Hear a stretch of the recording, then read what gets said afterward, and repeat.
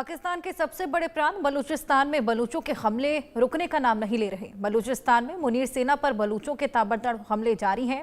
पाक आर्मी और बीएलए की लड़ाई दशकों से चली आ रही है, लेकिन हाल ही के समय में बलूचों ने बलूचिस्तान की आज़ादी की मांगों को और तेज कर दिया। बलूचिस्तान के विभिन्न इलाकों में सोशल मीडिया और जमीनी स्तर पर पाकिस्तान सेना के खिलाफ आक्रोश देखा जा रहा है। बलूचिस्तान में एक के बाद एक बलूचों के हमलों ने पाक आर्मी की कमर तोड़कर रख दी है। अब बलूचिस्तान में पाकिस्तान की सेना को बीएलए के लड़ाकों के सामने मैदान छोड़कर भागना पड़ा है और अब एक बार फिर से बलूच लड़ाकों ने मुनीर सेना को निशाना बनाया है। बलूच के ताज़ा हमले में पाकिस्तानी सेना के 8 जवानों की मौत हो गई। बलूचिस्तान के केच इलाके में फ्रंटियर कोर के जवानों को ले जा रही एक गाड़ी पर बलूचों ने जोरदार हमला बोला और 8 पाकिस्तानी सैनिकों की इसमें मौत हो गई है। मौत के घाट एक बार फिर उतार दिया। इससे पहले भी तमाम हमले बलूचिस्तान के द्वारा देखे गए हैं, जिसमें पाकिस्तानी सैनिकों को खासा खामियाजा भुगतना पड़ा है और पूरी तरीके से नाकामी यहाँ पर पाकिस्तानी सेना की देखी जा सकती है, जो कि इन हमलों को रोकने में बिल्कुल विफल साबित हो रहे हैं। इससे पहले भी कई बार हमने देखा कि बलूचिस्तान की ओर से जो पाकिस्तानी सैनिकों के वाहन हैं, उनके जो व्हीकल हैं, उनको निशाना बनाया जाता है। कभी उन पर आईईडी ब्लास्ट किया जाता है, कभी मैग्नेटिक ब्लास्ट किया जाता है और इसी तरह की बेहद बड़ी क्षति पहुंचाई जाती है। एक बार फिर बलूच लड़ाकों का ये प्रचंड प्रहार मुनीर की सेना पर, जो कि पूरी तरीके से नाकाम इनको रोकने में साबित हो रही है। बलूचिस्तान ने अलग होने की जो मांगे हैं, उसने अब तूल पकड़ लिया है। आवाज लगातार बुलंद कर रहे हैं। वहीं बीएलए पूरा समर्थन दे रहा है बलूचिस्तान को। बीएलए ने आने किया बलूचिस्तान लिबरेशन आर्मी। और क्या कुछ और जानकारियां हैं, ये ग्राफिक्स के माध्यम से आपको दें। पाकिस्तानी सेना जो कि लगातार खामियाजा भुगत रही है। बलूचिस्तान में पाकिस्तानी सेना की गाड़ी पर हमला किया गया है। बलूचों के हमले में पाकिस्तानी सेना के 8 जवान जिनकी मौत हो गई। 8 जवानों ने अपनी जान गंवा दी। बलूचिस्तान में बलूचों के हमले रुकने का नाम ही नहीं ले रहे, थमने का नाम नहीं ले रहे और बलूचिस्तान में मुनीर सेना पर बलूचों के ताबड़तोड़ हमले लगातार जारी हैं। पाक आर्मी और बीएलए की लड़ाई जिस तरीके से दशकों से चली आ रही है, अब बलूचों ने बलूचिस्तान की आज़ादी की मांगों को और भी ज़्यादा तेज कर दिया है। कहीं ज़्यादा यहाँ पर आवाज़ बुलंद होने लगी है और अब भारी आक्रोश है बलूचिस्तान में पाकिस्तानी सेना के खिलाफ। वहीं अब जिस तरीके के हमले लगातार एस्केलेट होते जा रहे हैं, इससे साफ होता है कि बलूचों के हमलों ने पाक आर्मी की कमर भी तोड़ कर रख दी है। बिल्कुल विफल हो चले हैं। पाकिस्तानी आर्मी ने बलूचों के सामने घुटने तक टेक दिए हैं। अब पाकिस्तानी आर्मी इन तमाम हमलों को रोकने में नाकाम साबित हो रही है और हमेशा ही एक पैटर्न के तहत बीएलए हमले बोलता है, एक वीडियो जारी करता है और ये दमखम अपना दिखाने की कोशिश करता है कि किस तरीके से लगातार पाक आर्मी को यहाँ पर प्रहार बरसाया जा रहा है, खदेड़ा जा रहा है। इससे पहले भी बलूच में जिस तरीके से आए दिन विद्रोह की आग धधकती हुई नजर आ रही है, ये साफ बताती है कि वो समय अब नज़दीक है जब पाकिस्तान खंड खंड होता हुआ नजर आएगा। क्योंकि ना केवल बलूचिस्तान लेकिन खैबर पख्तूनख्वा और इसी तमाम इवन पीओके अब लगातार अलग होने की मांग कर रहा है। बलूचिस्तान में बलूचों ने एक नई लड़ाई की शुरुआत की। सैन्य ठिकानों पर कब्जा पाकिस्तान के लिए बेहद बड़ी चुनौती बन गया है, यानी कि अब सैन्य ठिकानों पर भी कब्जा जमाया जा रहा है। बलूचिस्तान में साल के शुरुआती 6 महीने में 286 हमले हुए हैं। महज 6 महीने में 286 हमले और इसी में बलूचों के हमले में 700 से अधिक पाकिस्तानी सैनिक ढेर हुए हैं। कितनी बड़ी क्षति आप अंदाजा लगा सकते हैं। वही किस तरीके से सरदर्द यहाँ पर अब बलूचिस्तान पाकिस्तान के लिए बनता जा रहा है, ये इन आंकड़ों से साफ है। 123 विस्फोट हुए हैं। 58 दुश्मन एजेंटों को भी खत्म कर दिया गया है। ये साफ बताता है कि अब अलग होने की मांग बढ़ चली है। आवाज यहाँ पर लगातार बुलंद होना शुरू हुई है। वहीं बीएलए पूरा समर्थन देते हुए यहाँ पर पाकिस्तानी सैनिकों को खदेड़ रहा है। 290 सैनिक मारे गए हैं। बलूच लड़ाकों के निशानों पर पाकिस्तानी सेना के जवान ही हैं और उन्हीं को लगातार यहाँ पर निशाना बनाते हुए उन्हीं के व्हीकल्स को निशाना बनाया जा रहा है। सबसे बड़ी बात कि रिहायशी इलाकों को यहाँ पर छेड़ा नहीं जाता, केवल पाकिस्तानी सैनिकों को ही निशाना बनाया जाता है। इसी को लेकर और बातचीत करेंगे। हमारे साथ हमारे 2 बेहद खास मेहमान अरविंद सिंह तेजावत जी और संजीत सिरोही जी जुड़ गए हैं, जो कि विदेश मामलों के जानकार हैं और बेहद अच्छी पकड़ रखते हैं, खासतौर पर पाकिस्तान और बलूचिस्तान को लेकर। बहुत स्वागत है आप दोनों का। अरविंद जी, आपके पास मैं आऊंगी। सबसे पहले बलूचिस्तान लगातार जिस तरीके से अपनी आवाज बुलंद कर रहा है अलग होने को लेकर, अब बीएलए ने तो ठान ही लिया है कि पाकिस्तानी सेना को खदेड़ के ही रहेंगे, क्योंकि इससे पहले 2 बार जाफर एक्सप्रेस हाईजैक हो चुकी है और ऐसे तमाम हमले हमने देखे पाकिस्तानी सैनिकों के व्हीकल्स को, जिस तरीके से कभी आईईडी ब्लास्ट से, कभी मैग्नेटिक ब्लास्ट से निशाना बनाया जा रहा है। क्या लगता है कितना खामियाजा यहाँ पर पाकिस्तानी सैनिक भुगतते हुए नजर आ रहे हैं? हर्षा जी, केवल जाफर एक्सप्रेस ही नहीं, तमाम बहुत सारी ऐसी घटनाएं हैं, एक के एक बाद क्रमबद्ध घटनाएं हैं जो ये बताती है कि बलूचिस्तान के लोग जो है वह पाकिस्तान के साथ कंफर्टेबल नहीं है। वहां पे भयानक असंतोष है, अनरेस्ट है। और ये बताता है कि किसी भी देश का निर्माण अगर धर्म के आधार पर हो तो वह उसकी एकता की निशानी नहीं है, जो पाकिस्तान के बारे में एकदम पूरी तरीके से साबित हो रहा है। जो खैबर पख्तूनख्वा या वहां के जो पठान लोग हैं वो उनके साथ कंफर्टेबल नहीं है। जो सिंधी लोग हैं उनके साथ भी डिस्क्रिमिनेशन होता है। हालांकि बलूचिस्तान में जितना असंतोष है उतना शायद उधर सिंध की तरफ नहीं है। इसकी वजह यह है कि जो डेवलपमेंट का जो स्वाद बलूचिस्तान को चखना चाहिए था आजादी के इतने सालों बाद, वह डेवलपमेंट वहां पर नहीं हुआ है। और वहां पे जो स्टेट मशीनरी है वो दमन कर रही है। वहां की जो बहुत सारी जो लीडरान हैं उनको पकड़ पकड़ के जेलों में ठूस रही है। उनके जो मिनिमम जो मानवाधिकार हैं या ये बताने की कोशिश की गिरफ्तारी के बाद में उन्हें रखा कहाँ गया है, यह तक पाकिस्तान में नहीं हो रहा है, जो कि वाकई ये बताता है कि एक स्टेट के रूप में वह फेल्ड है। पाकिस्तानी आर्मी के लिए यह सब कुछ संभालना काफी मुश्किल है, क्योंकि देश की आंतरिक स्थिति जो कि एक मजबूत पुलिस व्यवस्था कर सकती है, वह जो पूरा जिम्मा है वह पाकिस्तानी सेना ने ले रखा है। उसके अलावा वह फ्रंट पे तो परेशान है ही, जहां एक तरफ अफगानिस्तान का उन्होंने अपनी ही मूर्खता से नया फ्रंट खोल लिया है। भारत की तरफ से उनके लिए चैलेंज पहले से ही है, और यह समुद्र, हवा और जमीन तीनों ही तरफ से हैं। तो ये तमाम चीजें हैं जो पाकिस्तान के लिए आगे आने वाले दिनों में संघर्ष बढ़ाएगी। पर एक चीज जो वो बताने के बाद में मैं अपनी बात खत्म करना चाहूंगा, वो ये है कि यहाँ पे 2 तरह के विचार है, खासकर भारत और पाकिस्तान के संदर्भों को लेकर। पहला विचार है कि एक टुकड़े टुकड़े पाकिस्तान भारत के लिए ज्यादा हितकर होगा, क्योंकि वहां से भारत अपने लिए एक ज्यादा सुविधाप्रद न केवल मार्ग ढूंढ पाएगा, बनिस्पत की जो छोटे छोटे स्टेट हैं उनमें वह अपनी काफी जो उपस्थिति है वह काफी मजबूत बना पाएगा और बार्गेनिंग की ताकत बन पाएगी। पर दूसरा विचार यह भी है कि अगर ये एक्सट्रीमिस्टों के हाथों में चला जाता है तो अभी कम से कम जो पाकिस्तानी जो स्टेट है वो दमन कर रहा है उन एक्सट्रीमिस्ट का, वह भारत के लिए और भी ज्यादा खतरनाक हो सकते हैं। तो दोनों तरह की विचारधाराएं हैं। भारत सरकार की तरफ से भी बार बार ये कहा गया है कि एक स्टेबल पाकिस्तान भारत के हित में है, इसलिए भारत नहीं चाहता है। इसलिए खंड खंड करने में अगर भारत की एनर्जी खत्म होती है तो भारत डेफिनेटली वैसा नहीं करेगा। पर हाँ, अगर वह अपने ही आंतरिक हालातों के कारण अगर वहां एक नई तरीके की व्यवस्था की मांग होती है तो मुझे लगता है कि भारत को उसे निश्चित तौर पे सपोर्ट करना चाहिए। हर्षा जी, बिल्कुल, इस तरीके के हालात अब जब बने हुए हैं तो ये बेहद बड़ा सरदर्द पाकिस्तानी सेना के लिए बन गया है, लेकिन बिल्कुल नाकाम यहाँ पर पाकिस्तानी सैनिक साबित हो रहे हैं संजीत जी इन तमाम हमलों को रोकने में। इसी बीच हम देख रहे हैं कि पाकिस्तान लगातार अफगानिस्तान पर प्रहार बरसा रहा है, हालांकि उसका खामियाजा भी खुद पाकिस्तान ही भुगत रहा है, लेकिन ये जो पूरा पावर का प्रदर्शन वहाँ पर किया जा रहा है और वहीं जो आंतरिक कला है उससे निपटा नहीं जा रहा, वहाँ पर खदेड़ा जा रहा है। हर्षा जी, पहली बात तो मैं आपका धन्यवाद देता हूं कि आपने अपने चैनल पे मुझे बुलाया। जय हिंद। पहली बात तो अब हमको पाकिस्तान, ये बलूचिस्तान नहीं बोलना चाहिए, अब हमको बोलना चाहिए पाकिस्तान ऑक्युपाइड बलूचिस्तान। वो इसलिए क्योंकि बलूचिस्तान कभी भी पाकिस्तान में नहीं मिलना चाहता था।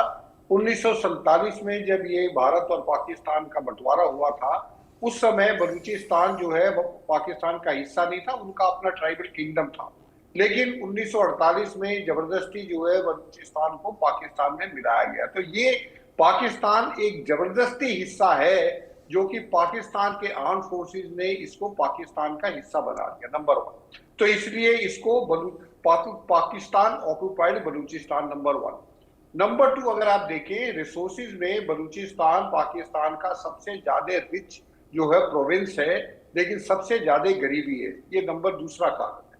और तीसरा कारण ये है कि वहां पर जिस तरीके से सिक्योरिटी फोर्सेस ने दहशतगर्दी मचा रखी है, वहां पे जो बलूचिस्तान अमेंडमेंट एक्ट जो लेके आए, जिसके तहत आप किसी भी इंसान को 3 महीने के लिए उठा सकते हो और 3 महीने तक उसको आप अपने पास रखते हो बिना किसी कोर्ट कचहरी वकील किसी के भी। तो आप इस चीज से अंदाजा लगा लिए। उसका ही जो आप देखिए 2 दिन पहले 18 बच्चों को वहां से उठा लिया गया, यूथ को, और उनको फिर उठाते हैं, उसके बाद उनको जो टॉर्चर किया जाता है और घर वाले उनको ढूंढते रहते हैं। अगर किस्मत अच्छी हुई तो कभी 2-4 महीने बाद उनकी लाशें मिलती हैं। तो अगर आप अपने ही लोगों पे इस तरीके का बर्ताव करेंगे, गरीबी सबसे ज्यादा है, अमीर बलूचिस्तान नेचुरल रिसोर्सेज में सबसे ज्यादा है, और वहां के लोगों के ऊपर आप अत्याचार करेंगे, और वो भी उस प्रोविंस के ऊपर जिसको आपने जबरदस्ती कब्जा किया हुआ है, तो ये जो हो रहा है ये बिल्कुल नॉर्मल है। और ये पाकिस्तान का कभी ना कभी बलूचिस्तान अलग पाकिस्तान से होगा। और आप देखिए जब ऑपरेशन सिंदूर हुआ था उस समय भी एक्टिविटी बलूचिस्तान की बढ़ गई थी, क्योंकि उनको पता था अभी पाकिस्तान सेना जो है भारत की तरफ जो है लगी हुई है। अब जैसे ही अफगानिस्तान के साथ जो है पाकिस्तान के जो झड़पें शुरू हुई, फिर बलूचिस्तान में एक्टिविटी शुरू हो गई है। तो ये तो सिर्फ आप देखिए, ये सिर्फ टाइम क्या जो है बात है, क्या 1 महीने बाद हो या 6 महीने बाद हो या 1 साल बाद हो, बलूचिस्तान तो जो है पाकिस्तान से अलग होगा। और ये लड़ाई दिन पे दिन बढ़ती जा रही। जिस तरीके से हर 15-20 दिन बाद जाफर एक्सप्रेस को जो है उड़ा दिया जाता है, जो ये आईडी ब्लास्ट हो रहे हैं, ये हो रहे हैं, और वहां पे जो टेरेन है वहां की जो है उसमें पाकिस्तान आर्मी कुछ नहीं कर सकती, क्योंकि वो इतने रिमोट इलाके हैं कि वहां पे आप कितनी भी फौज लगा दोगे, अगर पूरी पाकिस्तान की फौज भी वहां पे चली जाएगी तब भी जो वो कुछ नहीं कर पाएंगे। और वो जो है उनको इमदाद उनको मिल रही है, चाहे वो ईरान से मिल रही हो चाहे भारत से मिल रही हो, इसके बारे में कहना बड़ा मुश्किल है, लेकिन उनको सपोर्ट जरूर है। और वो लड़ाके हैं, वो पाकिस्तान फौज के नाक में दम कर रखा उन्होंने। चाइनीज जो सी पैक में जो चाइनीज वर्कर थे, इंजीनियर्स थे, उनको मारते हैं, पाकिस्तान सिक्योरिटी फोर्सेस को मारते हैं, क्योंकि उनकी लड़ाई आम जनता से नहीं है, उनकी लड़ाई सिक्योरिटी फोर्सेस से। और आप देखें इसी वजह से ये जो आईडी ब्लास्ट हुआ है इसमें 8 लोग मारे गए, जिसमें से एक ऑफिसर भी है। तो आप इसका अंदाजा लगा सकते हैं किस तरीके से बलूचिस्तान जो है पाकिस्तान के हाथ से दिन पे दिन निकलता जा रहा है। अर्षा जी। बिल्कुल, लेकिन अरविंद जी, ये जो तमाम हमले लगातार हो रहे हैं बीएलए द्वारा, अब पाकिस्तान के लिए तो ये स्ट्रॉन्ग पॉइंट हो गया विक्टिम कार्ड प्ले करने के लिए, क्योंकि उसको ऑलरेडी आतंकी संगठन घोषित करवा चुका है। अब ऐसे में आगे चल के फंड्स मांगने में और मदद मिल पाएगी।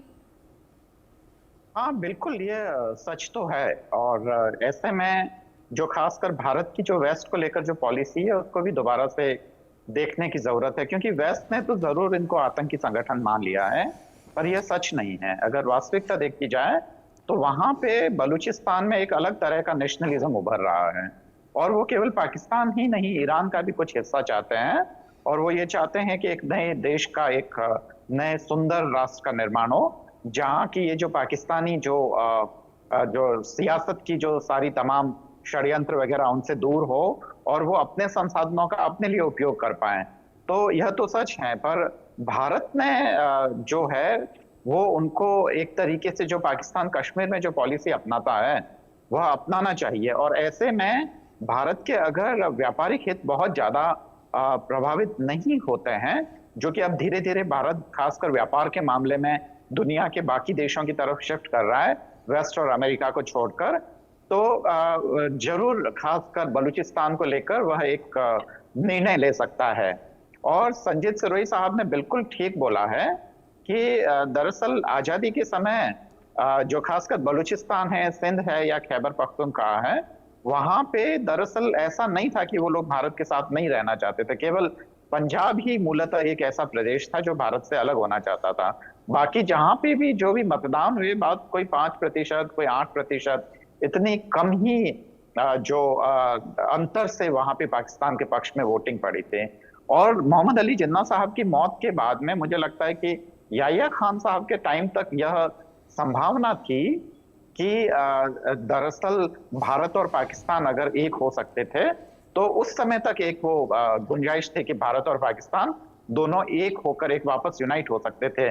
पर मुझे लगता है कि उसके बाद में जैसे ही जनरल जियाउल हक आए और उसके बाद का जो पूरा रिजिम है वो भारत के खिलाफ इतना खतरनाक हो गया कि अभी इसकी कल्पना भी करना एक तरीके से हंसी लगेगी।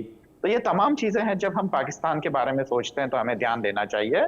और अगर भारत बलूचिस्तान या अगर पाकिस्तान के अन्य प्रांतों में जहां अनरेस्ट है, अगर वहां उनको पूरी तौर पे अगर समर्थन करता है तो उसके लिए भारत के खासकर विदेश नीति में एक बहुत बड़ा शिफ्ट आएगा। और विदेश नीति ही नहीं, हमें अर्थनीति और तमाम क्षेत्रों में काम करना पड़ेगा, क्योंकि जो वेस्ट का जो बिजनेस है उसका अल्टरनेटिव हमें या तो सेंट्रल एशिया में या अफ्रीकन कंट्रीज में या दूसरे जो एशियन कंट्रीज है खासकर आशियान वगैरह के, तो वहां पे हमें शिफ्ट करना पड़ेगा। और उसके लिए मुझे लगता है कि एक बहुत जबरदस्त नीतियों में परिवर्तन की जरूरत है। तो देखते हैं कि आगे क्या होता है, क्योंकि वक्त का कुछ कहा नहीं जा सकता। इतिहास बहुत ही बदलते देखे हैं हमने। बिल्कुल जी हर्षा जी। संजीत जी, अगर हम एक टाइम फ्रेम की बात करें तो जिस हिसाब से ये चीज़ें चल रही हैं, जिस तरीके से आंतरिक कला चलता जा रहा है, क्या लगता है कब तक पाकिस्तान खंड खंड होता हुआ नजर आएगा? क्योंकि होना तो यही है फ्यूचर में। हर्षा जी, आपने बिल्कुल सही बोला है। ये जो पाकिस्तान का जो इंग्लिश में कहते हैं बल्कनाइजेशन, या जो आपने बोला हिंदी में खंड खंड होना, ये लाजमन है। सिर्फ ये देखना है कि कितना टाइम लगता है। ट्रिगर ऑलरेडी दब चुका है, अभी सिर्फ ये देखना है कि वो गोली कब जाके टारगेट पे लगती है। आप देखिए पीओजेके में पिछले 10-15 दिन पहले जो है किस तरीके के प्रोटेस्ट हुए। पाकिस्तान फौज को और पाकिस्तान सरकार को दोनों को घुटने टेकने पड़े और उनकी जितनी डिमांड थी वो सारी की सारी उनको डिमांड मांगनी पड़ी, नहीं तो ये पीओजेके भी उनके हाथ से निकल जाता। और आगे भी यही इस तरीके से चलता रहेगा तो पीओजेके भारत को कुछ करने की जरूरत नहीं पड़ेगी। जैसे हमारे रक्षा मंत्री ने कहा था कुछ दिन पहले कि पीओजेके वाले खुद कहेंगे कि हमको भारत में मिलना है, और वो भारत के लिए एक सुनहरा मौका होगा, उसका हमको इंतजार करना चाहिए। अब दूसरी तरफ देखिए बलूचिस्तान में जिस तरीके से जो है विद्रोह हो रहा है, जिस तरीके से वहां पे सिक्योरिटी फोर्सेस के साथ लड़ाई हो रही है, सिक्योरिटी फोर्सेस ऐसी जगह पे है वहां पे खैबर पख्तूनख्वा में और बलूचिस्तान में जहां पे फौज भी जाते हुए डरती है। पुलिस तो बहुत पहले वहां से भाग गई, फौज भी जाती है, वो भी पूरी कॉन्वॉय लेके क्यूआरटी लेके पूरी लेके जाती है, उसके बाद भी वहां पे आईडी ब्लास्ट हो जाता है। तो ये तो सिर्फ देखना ये कि जिस दिन बलूचिस्तान को एक एक्टिव सपोर्ट, अभी तक क्या है, अगर कोई कह नहीं सकता कि बलूचिस्तान को कहीं से सपोर्ट मिल रही है। अगर कहीं से बलूचिस्तान को अगर भारत ने डिसाइड कर लिया और भारत ने खुल के सपोर्ट करना शुरू किया, तो मैं आपको बता रहा हूं ये चंद एक महीनों की बात है, जिसमें जो है पहला टुकड़ा जो होगा वो बलूचिस्तान का होगा, उसके बाद पीओजेके का होगा और तीसरा टुकड़ा खैबर पख्तूनख्वा का होगा। उसके बाद पाकिस्तान के पास पंजाब और सिंध रह जाएगा और आने वाले समय में सिंध भी जो है अपने आप को अलग मानेगा। लास्ट में जो पाकिस्तान है जिसके सारे के सारे जो रूलर हैं, फौज है, जो भी वहां पे एलीट क्लास है पाकिस्तान में, वो पंजाब से बिलोंग करती है और सारा का सारा जो पैसा लगाया जाता है, इन्वेस्टमेंट लगाई जाती है। बिल्कुल। और संजीत जी, अगर बलूचिस्तान अलग होगा तो जो शहर लगातार अमेरिका से चाइना से मिल रही है वो तो वैसे ही खत्म हो जाएगी, क्योंकि खनिज जो छिन जाएंगे। बहुत शुक्रिया संजीत जी, बहुत शुक्रिया अरविंद जी हमारे साथ जुड़कर ये तमाम जानकारियां, ये तमाम इंसाइट्स शेयर करने के लिए। इन खबरों के साथ वक्त ब्रेक का।